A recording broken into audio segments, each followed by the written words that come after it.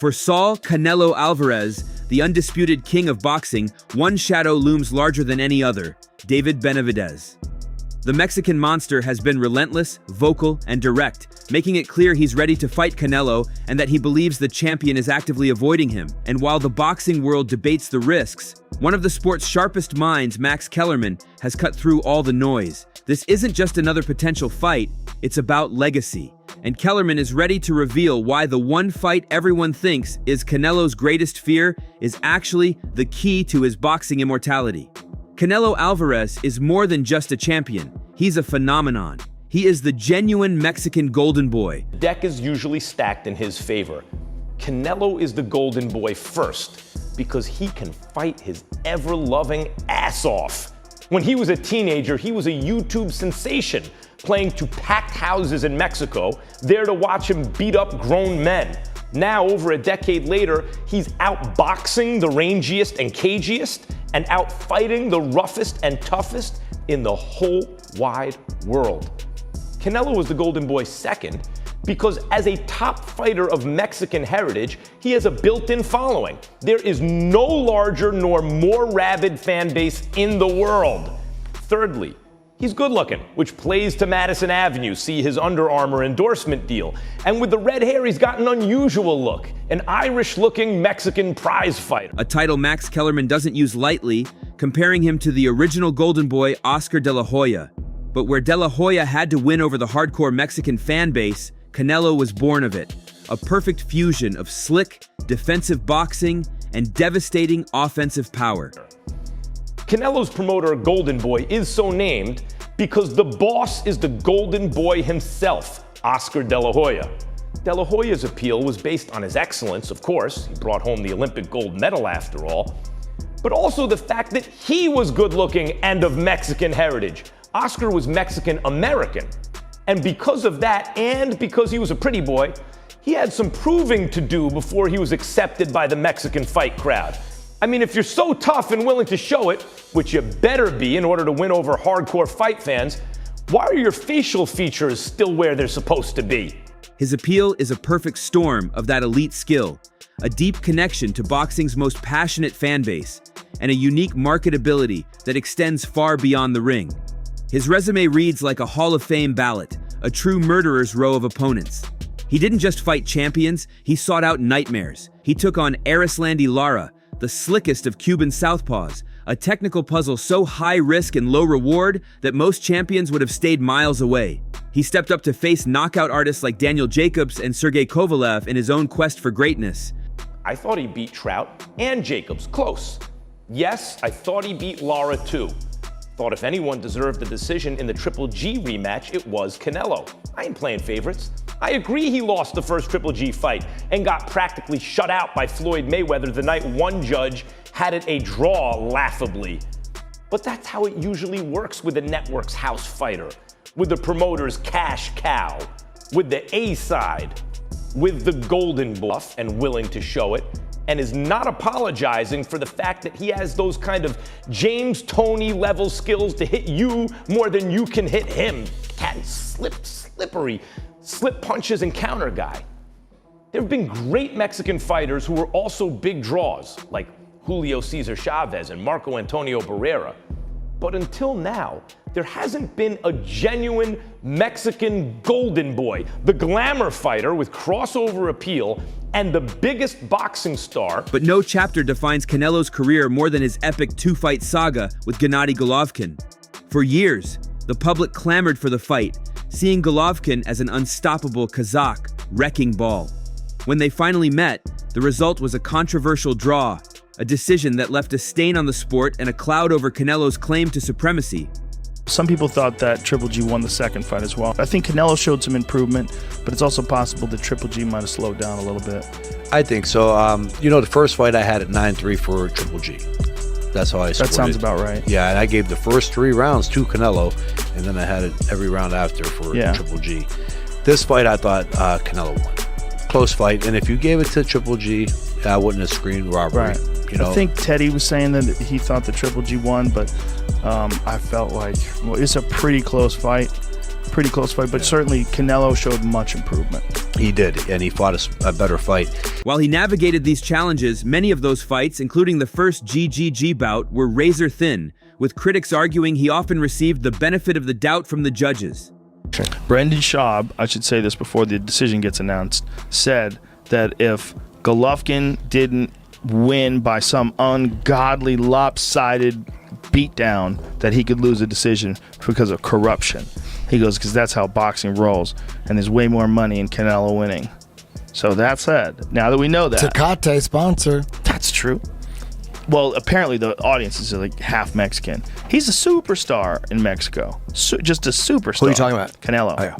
So let's see if Brendan Schaub predicted this correctly, because we think it has to be Golovkin. The unofficial scorecard guy had it for Golovkin by several rounds. We think it was Golovkin clearly, although Canelo fought a great fight. Stung by the criticism, Canelo did something extraordinary in the rematch. He changed his very nature.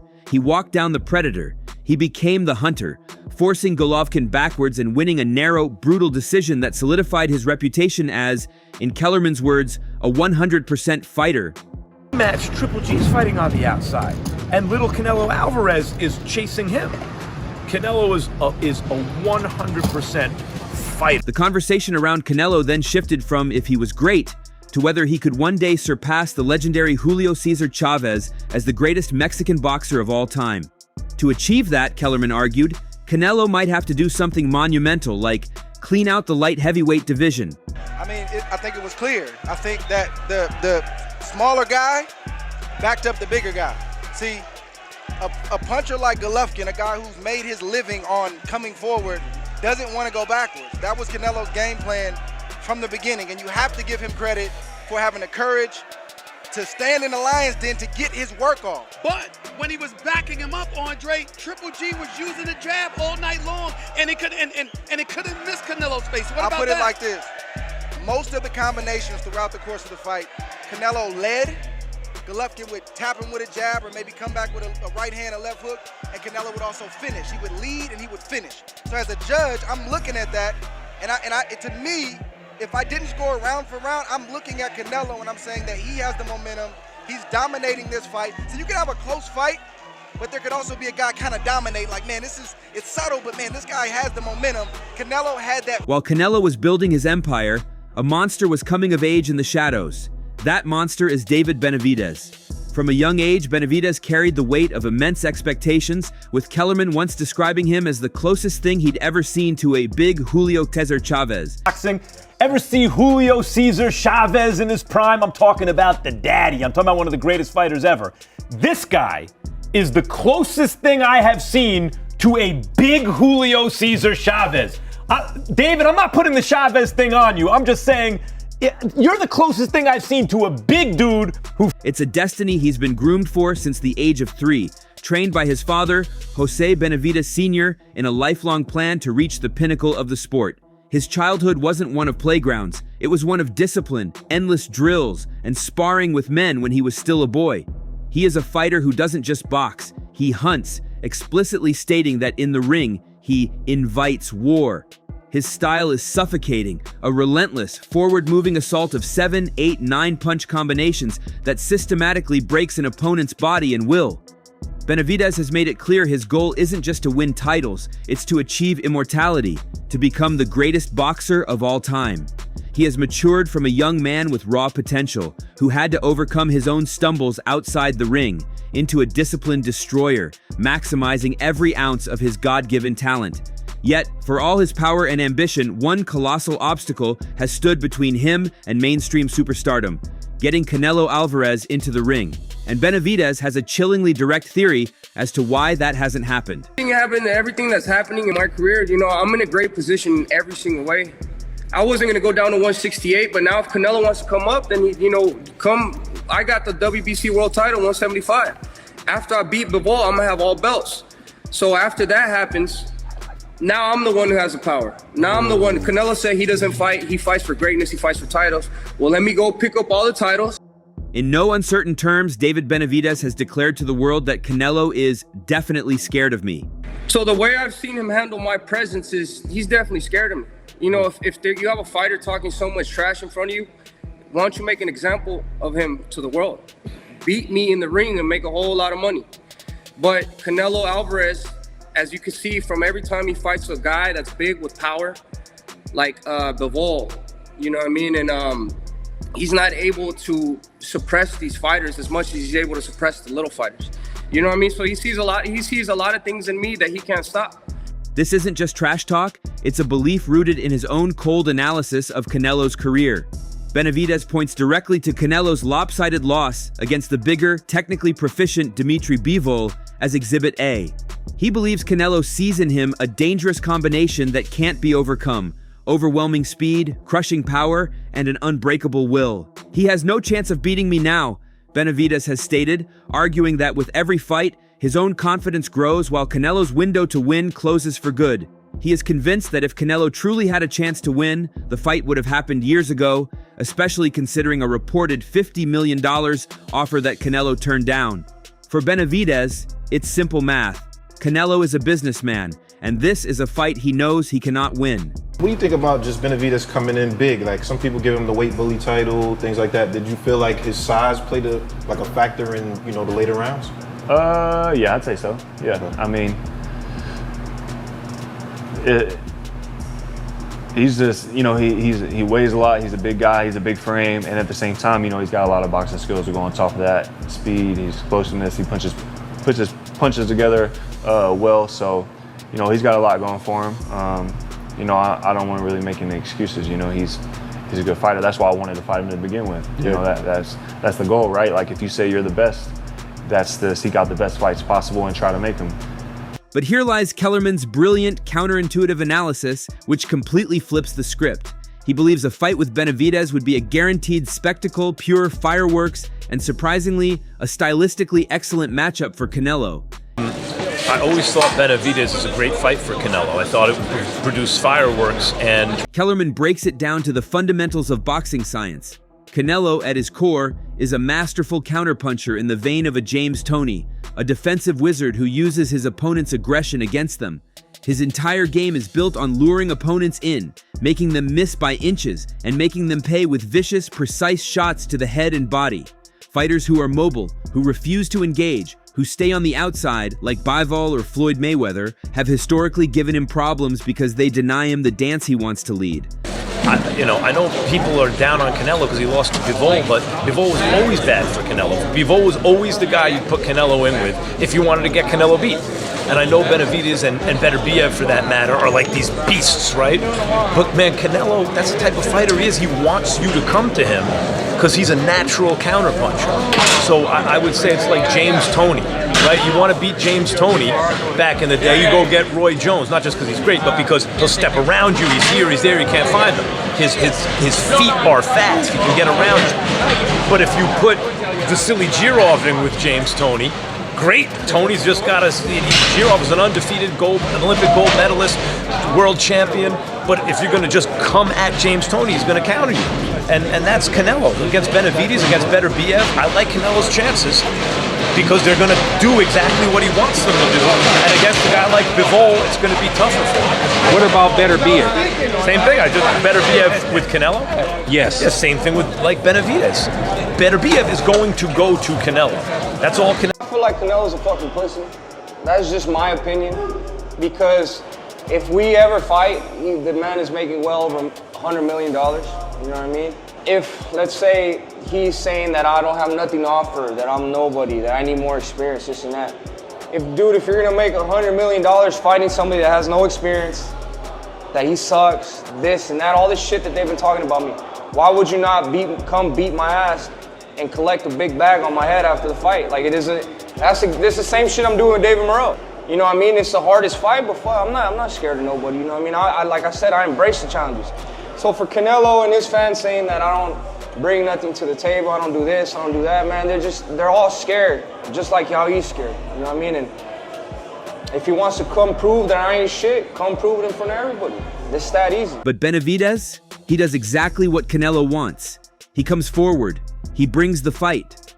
Kellerman even argued that Canelo would have a great chance against a feared champion like Artur Beterbiev for the same reason. These aggressive fighters play right into Canelo's hands. He compares it to a fastball pitcher against a fastball hitter. A great fastball hitter doesn't fear a 100-mile-per-hour pitch. He craves it. That's Canelo against a pressure fighter. In this scenario, Canelo gets to plant his feet, roll with the punches, and unleash the devastating counter-punching arsenal that made him a legend. It's a shocking take that suggests this isn't a matter of fear, but perhaps a calculated winnable risk Canelo has yet to take. Canelo wants. I'm not saying who necessarily wins, but that's fastball pitcher against fastball hitter. There's nothing cute there. One guy just wants you to stay there so he can come to you and do what he wants to do, and the other guy just wants you to come to him so he can do what he needs to do. Canelo just wants you to come to him. Oh, I got you now. And Beterbiev just wants you to stay right there. I'm going to come and get you. That's country hardball. This strategic dilemma has become infinitely more complex, given the recent dramatic shifts in Canelo's career. The landscape of boxing's top tier was shaken to its core with his decisive loss to the phenomenal Terrence "Bud" Crawford on September 13, 2025. It was a clear defeat that created the first real chink in his armor in years. That loss, coupled with the news that Canelo requires elbow surgery that will sideline him until mid-2026, has created a period of unprecedented uncertainty. The king is momentarily off his throne. Boxing Doctor News. Breaking news in the boxing world. Canelo Alvarez, the Mexican superstar, is out of the ring until mid-2026. Why? Elbow surgery after his loss to Terrence Crawford. That's right, no fights for Canelo until at least April, maybe even September next year. But here's the real question. Is Canelo done? Some say he's been on the decline since 2022. Remember those fights against Berlanga, Skull, and Munguia? Critics argue he's been avoiding top contenders like Benavidez and Morel. Now, about that Crawford fight, was it really a dismantling or just another case of Canelo's stamina giving out? The boxing world is During this time, Canelo has inked a new 3-fight deal with PBC, a move that surprised even rival promoter Eddie Hearn, who admitted it was the best move for him. This deal opens the door for massive fights against names like Jermall Charlo, Errol Spence, and of course, David Benavidez. But while Canelo recovers, Benavidez is not sitting idle. Or Benavidez, you said he was not scared to fight anyone in the previous interview. A lot of the rumors and talk on Twitter say that Canelo's scared, he's old, David is young and hungry. Canelo Alvarez will fight anybody. You got to pay him. Yeah. If they come up with the money, he'll fight Benavidez. He'll fight Benavidez. Just. Andy, one last question. Canelo, hell of a fighter, but my personal opinion, he's ducking Benavidez. You know, that's just my personal opinion, and I'm allowed to speak my mind. That's what it is. He's going up. He's going up to cruise, and I'm not knocking him, but he's going up to cruiserweight. And that same guy with that, he used to be at the Mayweather boxing gym. The guys are really getting the best of him in the Mayweather boxing gym. So if he's going up to quote unquote cruiserweight, I mean we got a lot. Benavidez can go and beat that same guy. He could beat that same guy at 168. So he's not doing nothing, you know, like I said before. But when you are put in a certain position, he should be he's able to like me. You know, when I was in a position, I can pick and choose who I want to, because I earned that right. But do I like this fight? Absolutely not. We want to see Benavidez. Recognizing that waiting for Canelo is a fool's errand, Benavidez has made a bold, strategic power play. He has officially declared his disinterest in the 168-pound division, stating he lost interest in 168 a long time ago, and is now setting his sights on the Sharks at 175, the light heavyweight division. Why was now the right time for you to move up from super middleweight to light heavy? But this is the right time to move up to super light heavyweight, because I've did everything I could do at 168. I've been there for 10 years. But the only other thing I had to achieve was, you know, fighting for the unified world titles, and Canelo Alvarez is holding all of them. So he doesn't want to give me the fight. You know, I've been mandatory for the past 3 years. I've done everything I could do to get that fight. I still haven't got it, so I'm not gonna wait around for nobody. I'm gonna go and make my own lane at 175, and that's exactly what I'm doing. My goal is to become unified world champion at 175. and just reign there, and then maybe go up to cruiserweight. You know, so I still have a lot to grow. You know, I'm 27 years old, so I'm still doing a lot in this sport. So I just want to accomplish the. He's actively chasing legends like Artur Beterbiev and Dmitry Bivol. In a stunning twist of fate, he is now on a mission to conquer the very division Canelo was told he needed to clean out to secure his all-time great status. This isn't just a career move, it's a checkmate strategy. Which one's more of the fight? I know Dmitry Bivol more than Beterbiev, but I think Dmitry Bivol just put the game plan out how to beat Beterbiev. But both of them, I have to be at the top of my game. Training camp has to be the hardest training camp I've ever been through to win those fights. Both of them. A more like a barn burner fight would be me and Beterbiev. Fights like that, people that got a lot of power, you gotta use movement. So I think that would show a different aspect in my game. But I'm 100% confident I beat both those guys. It's not gonna be easy at all, but this is what we're here for. Benavidez is flipping the power dynamic entirely. He will no longer be the challenger begging for a fight, he will be the champion holding all the cards. As he puts it, once he holds the belts at 175, he will have the power in any negotiation. This move is a testament to his warrior mentality, prioritizing legacy and giving the fans the fights that they deserve over a simple payday. He is building his own kingdom on Canelo's legacy ground. Champ, sure. Chavez is the greatest Mexican fighter of all time, and there's a lot of competition for that distinction. You know, Salvador Sanchez and so many others, Barrera, Morales, and everything. If Canelo were to clean out light heavy, for example, yeah, if he were to stay pound for pound best for 5, 6, 7 years, yeah. I don't know that looking back at Chavez, I'm not sure he was ever really the #1 best pound for pound fighter in the world. He was 1, 2, or 3 for a number of years. Canelo was doing. So where does this leave us? We have a champion in Canelo, haunted by whispers that the judges protected his throne, now facing a path back to glory after a devastating loss. We have a monster in Benavidez, who not only embodies the spirit of a legendary Mexican warrior, but is now actively conquering the territory required for Canelo to achieve his own ultimate legacy. And we have Max Kellerman's stunning breakdown, which suggests that the very style that makes Benavidez so feared is the exact style Canelo is best equipped to dismantle. The question is no longer just if this fight will happen, but under what terms and what it will represent. Will Canelo return from his long layoff and heed Kellerman's advice, stepping up to prove he is still the king?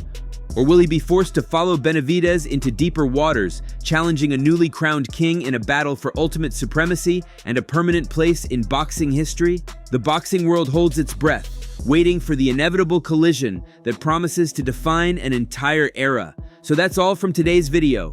If you enjoyed it, remember to leave a like, subscribe, and ring that bell icon so you never miss our upcoming videos. And don't forget to share your thoughts in the comments section. Stay tuned, and we will catch you in the next video.